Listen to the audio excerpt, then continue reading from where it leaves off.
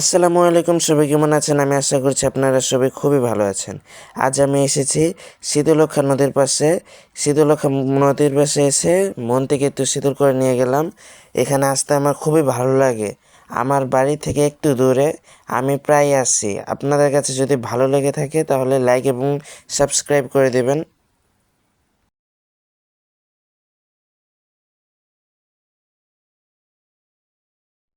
এখানে আসতে আমার খুবই ভালো লাগে।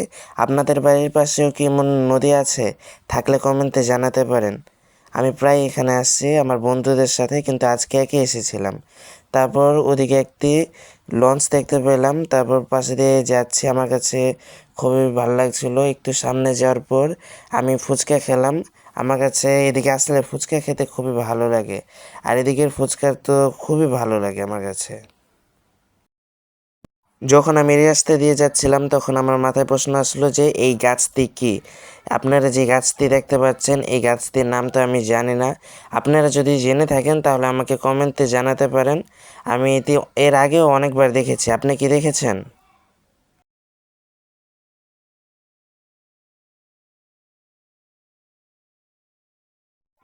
নদীর এখানে আমার কাছে একা আসতেই খুবই ভালো লাগে। বন্ধুদের সাথেও এসেছি, একাও এসেছি। একা আসলে একটু নীরব নীরব ভালোই লাগে। আপনাদের কাছেও কি একা আসতে ভালো লাগে নদীর পাশে? আমার কাছে খুবই ভালো লাগে। নদীর এখানে কিছু সময় হাঁটাহাঁটি করলাম, তারপর বাড়ির জন্য কিছু নাস্তা নিয়ে তারপর বাড়ির দিকে রওনা হলাম আমি।